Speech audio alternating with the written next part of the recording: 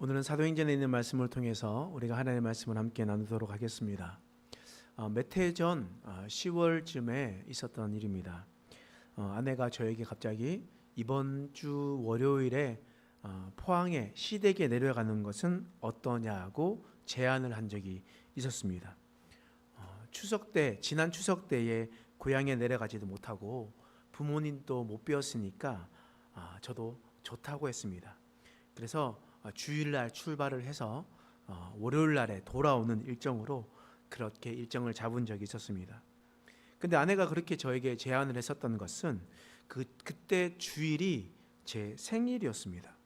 그래서 그 생일에 포항 가족들과 함께 시간을 보내는 것이 좋겠다 생각해서 저에게 깜짝 생일 선물로 그렇게 포항에 내려가자, 시댁에 가자 라고 그렇게 저에게 제안한 적이 있었습니다. 저는 사실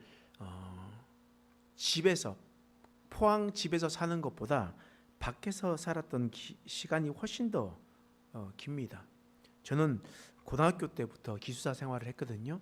동네가 고등학교가 없었어요.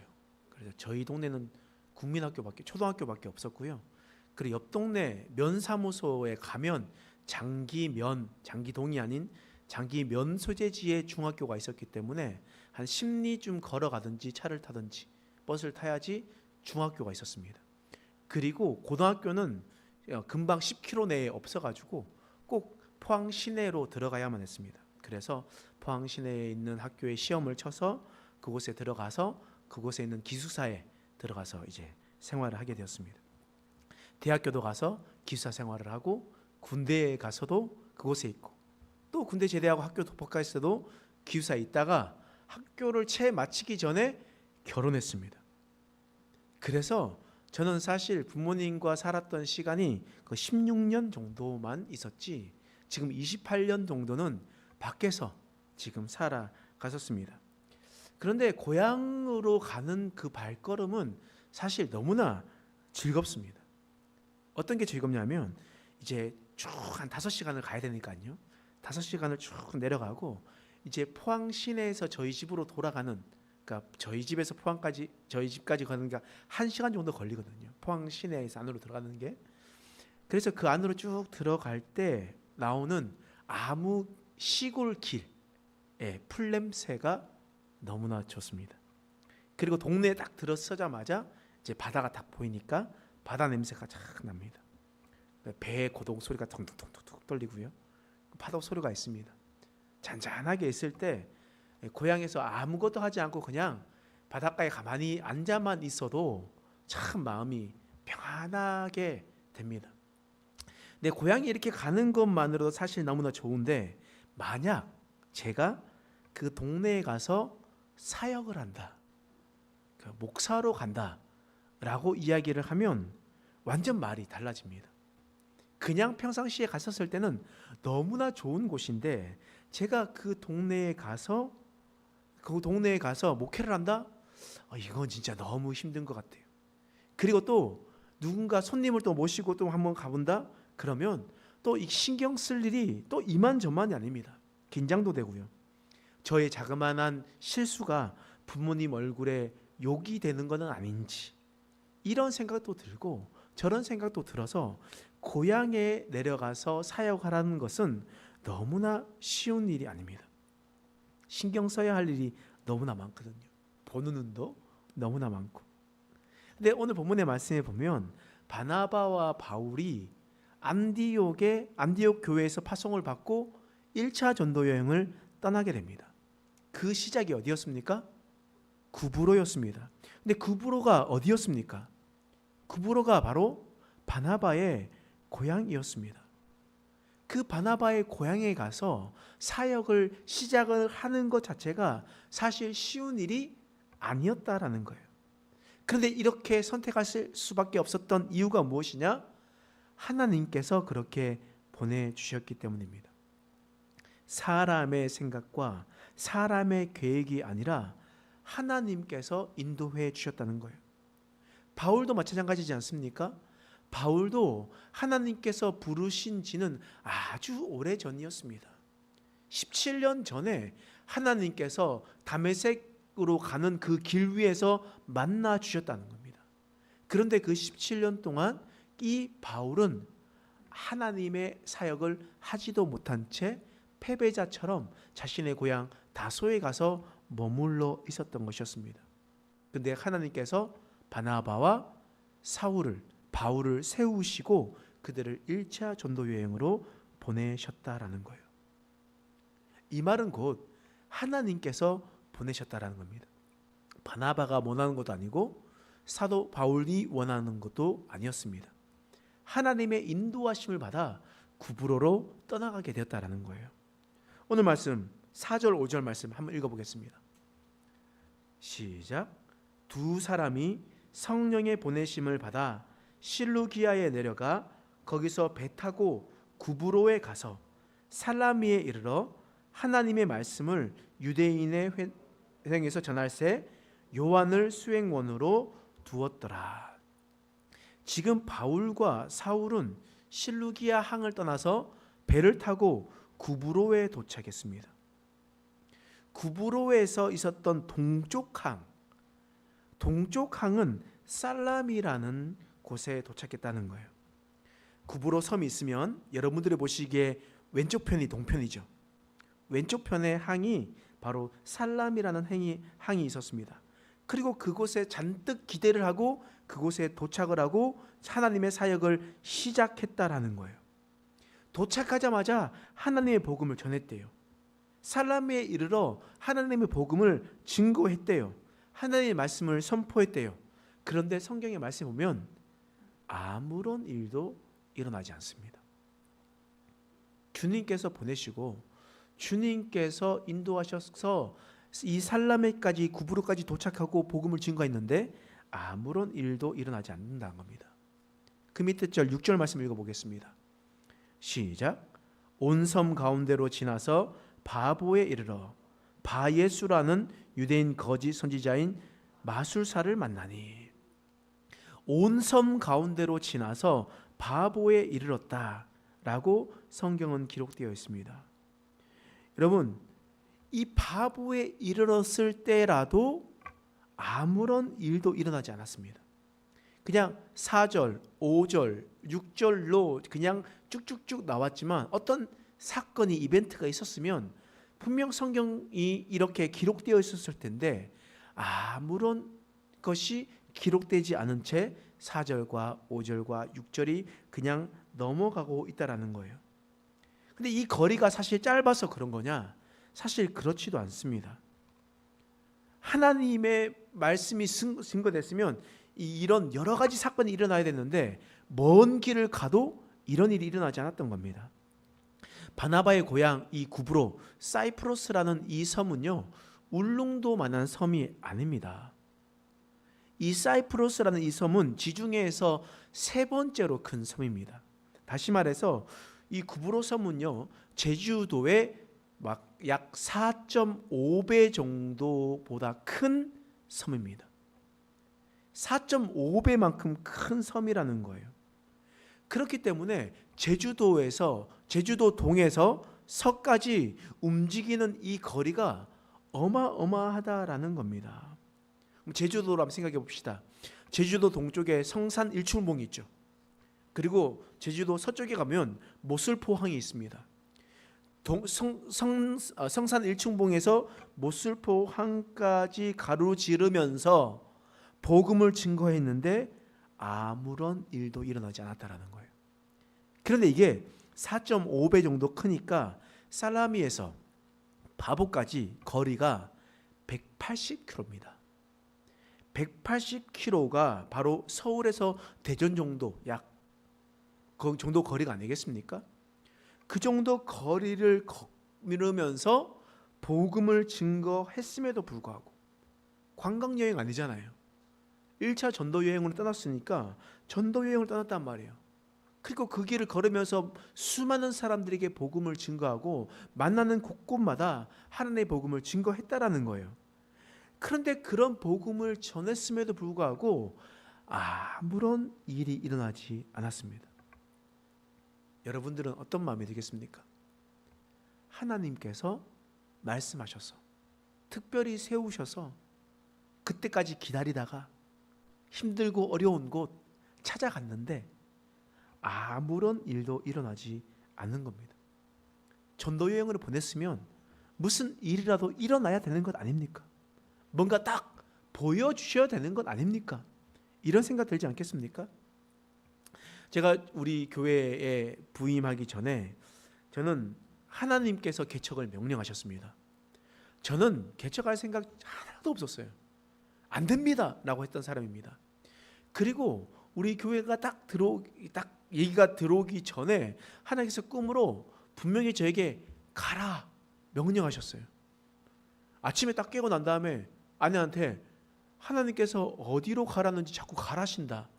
어디로 가야 될지 모르겠다 라고 이야기를 했어요. 그렇게 얘기했습니다. 또 하나님께서 저에게 비전을 주실 때 내가 함께 하겠다. 내가 너를 세우겠다. 흰옷 입은 성도들이 몰려오게 하겠다. 하나님께서 그런 말씀을 저에게 주셨단 말이에요. 그리고 난 다음에 제가 2년 반 전 7월에 여기 왔습니다. 7월 마지막 주에 왔는데요. 우리 함께 남겨진 15명 성도들과 함께 예배를 드리는데 6개월이 지나도 아무런 일이 일어나지 않습니다. 그 누구도 찾아오지 않아요. 그럼 여러분 어떤 마음이 들까요? 저는 어떤 생각을 했을까요? 어떤 생각이 들었을까요? 하나님께서 명령하시고 하나님께서 보내셨으면 하나님께서 책임져 주셔야 되는 거 아닙니까? 하나님께서 해 주셔야 되는 거 아닙니까? 근데 왜 아무런 일도 일어나지 않냐고요. 동일한 상황입니다. 지금 처음으로 전도 여행을 떠났고 하나님께서 명령하셔서 보냈는데 이들이 힘든 고향에 와서 그리고 180km를 걸으면서 복음을 증거했는데도 수개월을 복음을 증거했는데도 아무런 일이 일어나지 않았던 겁니다. 아무런 일이 일어나지 않았습니다. 그런데 성경을 보십시오. 성경이 볼 때 아무런 일이 일어나지 않는다고 해서 바나바와 바울이 포기했습니까? 바나바와 바울이 하나님께 원망했습니까? 하나님께서 이 힘든 곳을 보내는 것이 하나님의 실수라고 그렇게 이야기한 적이 있습니까? 바나바와 바울은 그렇게 하지 않았습니다. 그들은 끝까지 하나님의 선하심을 믿었습니다. 오늘 본문에서 그냥 한 절 한 절로 표현한 것 같이 아무런 일이 없었고 또한 사도 바울과 바나바도 아무런 말도 하지 않았습니다. 그저 그들은 그 상황을 받아들이고 그들이 할 수 있는 일을 계속해서 했습니다. 계속해서 하나님의 복음을 증거했었습니다. 그들은 사람들의 반응에 목숨 걸지 않았어요. 나타나는 주변의 현상에 주목하지 않았습니다. 그저 그들은 복음 전하는 일에 최선을 다했습니다. 이것이 바로 우리의 믿음의 조상 바나바와 사도 바울이 했었던 일들이었습니다. 그리고 나온 다음에 그 시간 뒤에 하나님의 놀라운 사역의 시작이 일어나게 시작되는 겁니다. 그 시작이 어디서 나오냐? 오늘 본문 말씀 바보에서부터 나옵니다.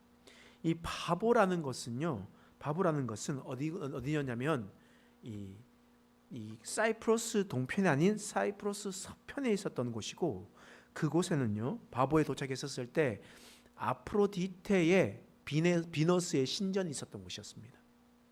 그만큼 그곳에 아주 큰 신전이 있었습니다. 큰 신전이 있으면 또 작은 신전도 있기 마련이거든요. 또 바보에는 로마에서 파견된 총독이 있었던 곳입니다.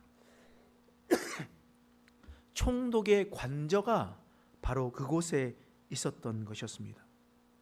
그렇다라는 것은 이곳은 총독의 관저가 있을 만큼 큰 도시고 또한 행정적으로 중심인 도시, 그 도시가 바보예요.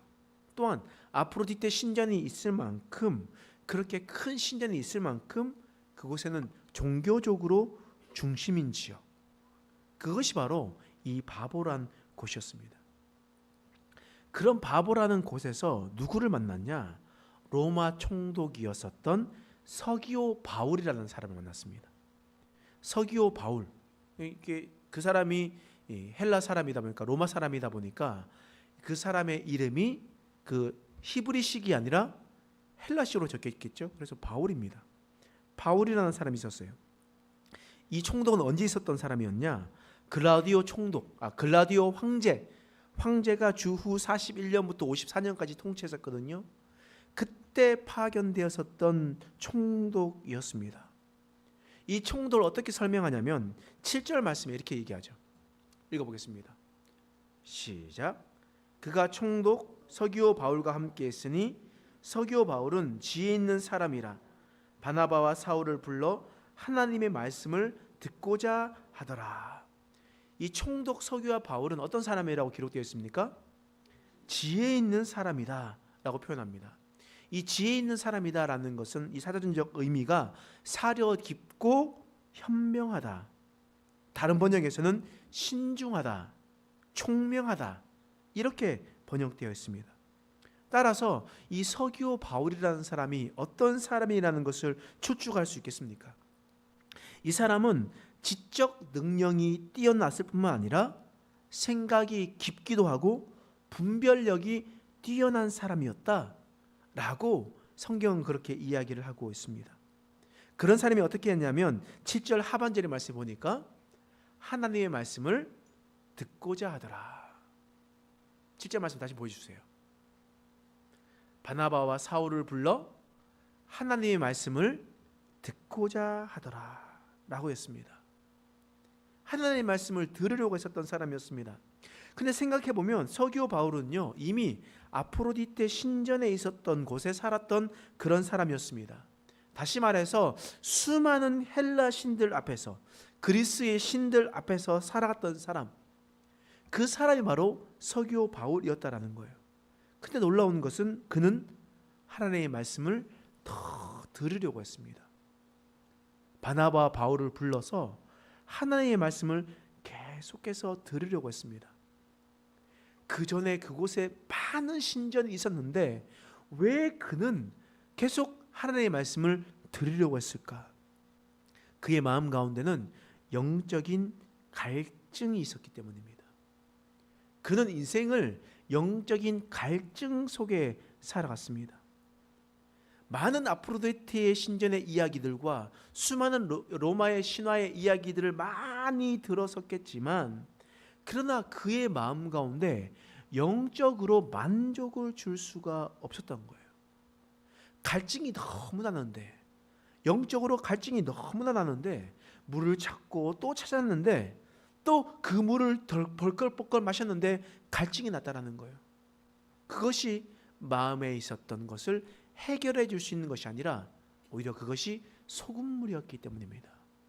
마시면 마실수록 더 깊은 갈증으로 치닫을 수밖에 없는 그런 마음을 가졌다라는 거예요.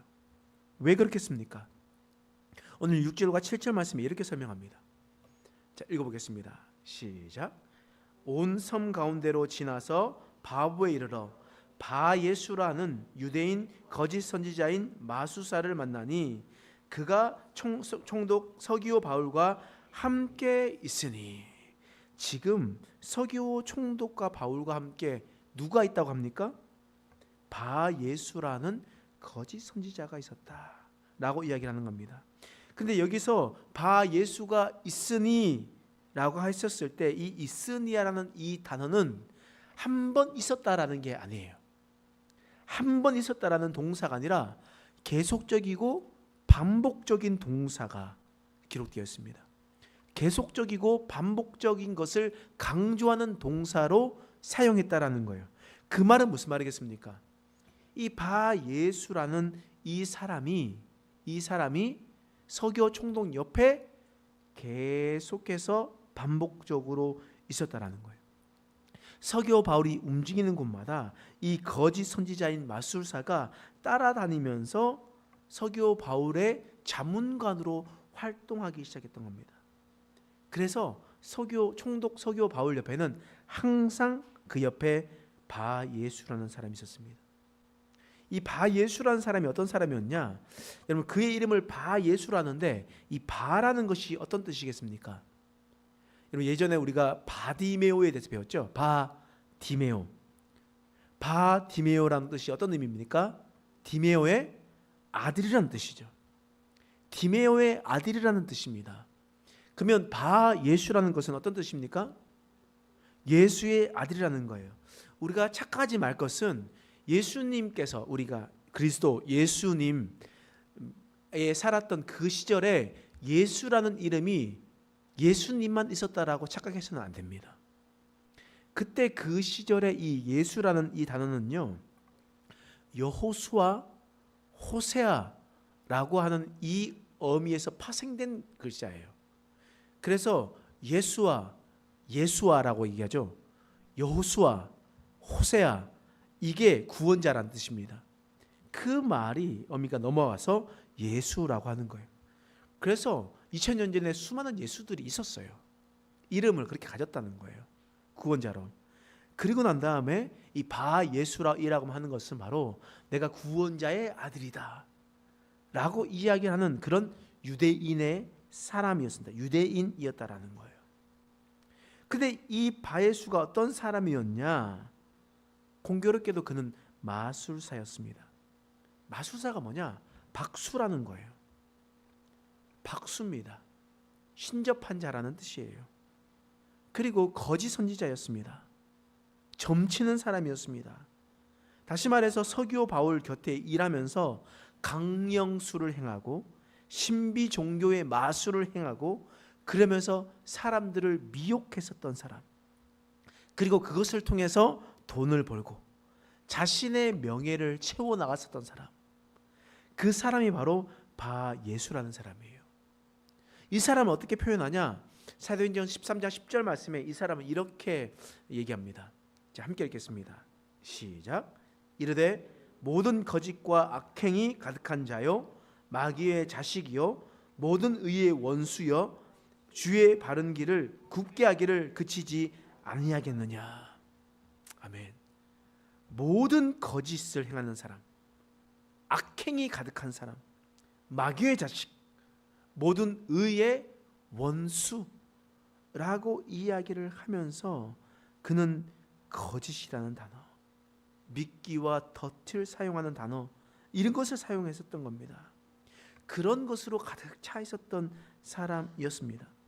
그러므로 이 마술사가 얼마나 패역하고 부패 있는지를 잘 드러내 주고 있습니다. 따라서 이런 모든 악행과 더러움과 속임수와 사기로 서기오 바울 옆에서, 구부로를 통치하는 서기오 바울 옆에서 많은 사람들을 현혹하고 오랜 시간 동안 사람들을 농락했었던 그런 사람들이었습니다. 여러분, 그런데 우리가 생각해 보십시오. 서기오 바울이는 어떤 사람이었습니까? 지혜 있는 사람이다 라고 하겠습니다. 사회적으로 명예가 있는 사람이었습니다. 총독이 있어서 이 구브로 지역에서는 가장 높은 사람이었습니다. 총명하고 똑똑한 사람이었어요. 현명하고 지적 능력이 뛰어났을 뿐만 아니라 분별력도 있었던 사람이었다고 합니다. 그러나 그는 바예수의 말에 눈이 멀었습니다. 거짓에 눈먼 사람이었습니다. 지혜로운 사람이라 표현을 하지만 가장 측근에 박수를 두어서 마술사에게 자문을 한 사람이었습니다. 자기는 스스로 이성적인 사람이다, 지성적인 사람이다, 지혜로운 사람이다 라고 이야기를 할 수는 있어도 그는 영적으로 눈먼 사람이었습니다. 여러분, 이것은 사실 누구도 예외 없습니다. 아무리 자기가 똑똑한 교수라도 이 영적의 눈이 멀면 자신은 아무것도 보지 못할 수가 있습니다. 자기가 아무리 최고의 명예를 가지는 대통령이라 할지라도 눈이 가려워지면 돌아볼 수가 없습니다. 거짓에 속을 수밖에 없다는 겁니다. 여러분, 사이비에 빠지는 사람들이 아주 공부를 못하는 사람들입니까? 사이비에 빠지는 사람들이 그냥 그 사람들이 현명하지 못하는 사람들입니까? 사이비에 빠진 사람도 대학 교수가 있고 높은 관직에 있었던 사람들도 있고 수많은 사람들도 있는 건 아니겠습니까? 이상한 종교에 빠져가지고 영적인 눈이 가려지는 일들이 일어나게 되는 거예요. 오늘 본문의 말씀처럼 수많은 사람들이, 그리고 서기오 바울이 바 예수라는 이 사람에게 농락당하고 있었습니다. 사회적으로 명예가 있고 총명하고 똑똑한 사람이었음에도 불구하고 그는 눈이 가리워져서 영적인 생수를 마시지 못하고 살아갔습니다. 늘 영적인 목마름에 허덕이면서 채울 수 없는 갈증 속에서 살아갔었던 그런 사람이었습니다. 이 영적인 갈증을 해결해 주려면 어떻게 해야 되겠습니까? 그 안에 무엇이 필요하겠습니까? 예수님께서 이렇게 말씀하셨습니다. 요한복음 4장 13절에서 14절 말씀이에요. 읽겠습니다. 시작. 예수께서 대답하여 이르시되 이 물을 마시는 자마다 다시 목마르려니와 내가 주는 물을 마시는 자는 영원히 목마르지 아니하리니 내가 주는 물은 그 속에서 영생하도록 솟아나는 샘물이 되리라. 예수님께서 사마리아 여인을 만났습니다. 그 여인에게 물을 달라라고 이야기를 하면서 이야기했었을 때 내가 주는 물을 마시는 자마다 목마르지 아니할 것이다 라고 분명하게 말씀하셨습니다. 다시 말해서 우리 마음 가운데 있는 영적인 갈증, 계속해서 차오르는 영적 갈증을 해결해 주실 유일한 분은 바로 예수 그리스도십니다.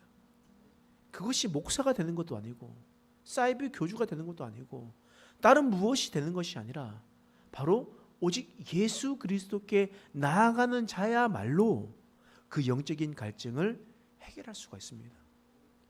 그러나 우리가 교회에 나온다고 그것이 해결되는 것이 아니라는 거예요. 그냥 이 자리에 나와서 앉아 있는다고 해서 그 갈증이 해결되는 것이 아니라는 겁니다.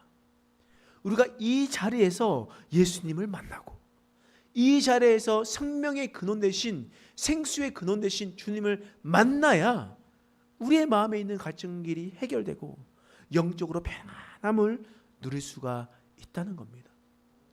여러분, 오늘 이 시간 하나님 앞에 집중하시길 간절히 소망합니다. 그 어떤 누구의 거짓 속삭임에도 따르지 마시길 바랍니다.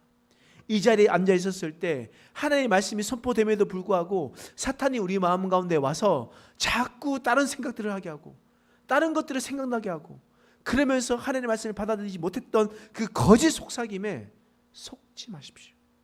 현혹되지 마십시오. 하나님을 찾아야 됩니다. 예수님을 찾을 때 우리의 영혼에 만족감이 있습니다. 여러분, 오늘 사도 바울의 1차 전도 여행을 살펴보았습니다. 1차 전도 여행을 떠났던 것은 바로 자신들이 원했던 것이 아니었습니다. 하나님의 명령으로 구브로에 떠나게 되었습니다. 하나님의 명령으로 움직였다면 수많은 일들이 일어나야 될 텐데 그 수개월 동안, 그 수백 킬로를 걷는 시간 동안 아무런 일도 일어나지 않았습니다. 그럼에도 불구하고 그들은 후회나 원망이나 하나님 앞에 손가락질을 하지 않았습니다. 그냥 주어진 일에 최선을 다했습니다. 한 걸음 한 걸음 걸어 나갔습니다. 그러면 그 이후로 하나님의 때에 하나님의 방법으로 일하시기 시작했습니다. 또 오늘 본문에 서기오 바울을 봤습니다. 그는 현명한 사람이고 지혜로운 사람이라고 이야기를 했으나 그는 영적으로 눈이 먼 사람이었습니다. 겉으로 봤었을 때는 대단한 사람인 것처럼 보였으나 사람들이 봤었을 때는 현명한 사람이라고 보았으나 그는 영적으로 눈이 닫힌 사람이었습니다. 그에게는 영적인 갈증만 있는 사람이었습니다. 그에게는 누가 필요합니까? 예수 그리스도가 필요한 겁니다. 예수 그리스도가 있어야 그의 마음 가운데 해결받을 수가 있습니다. 오늘 시간 이 자리에 있는 모든 자들이 그 모든 것들을 다 하고 모든 것들을 속에서 예수만을 받아들이고 예수만을 위해서 살아가는 저와 여러분 되시길 간절히 축원합니다. 기도하겠습니다. 하나님, 우리 마음 가운데 찾아오는 절망과 또한 실족한 마음들이 찾아올 때마다 하나님의 선하심을 기억하며 살아가게 하여 주시옵소서. 어떤 일도 일어나지 않고 기도가 응답되지 않는다 해서 절망하는 것이 아니라 하나님의 때를 기다리는 자 될 수 있도록 도와 주옵소서. 하나님, 우리가 혹 서기오 바울처럼 우리가 영적으로 눈이 닫혀져 있지 않은지를 돌아보게 하여 주시옵소서. 하나님을 바라보게 하시고 생명의 근원 되신 예수님을 만나고 예수님의 뜻을 알아갈 수 있는 우리의 인생 되게 하여 주시옵소서. 감사드리며 예수님의 이름으로 간절히 기도드립니다. 아멘.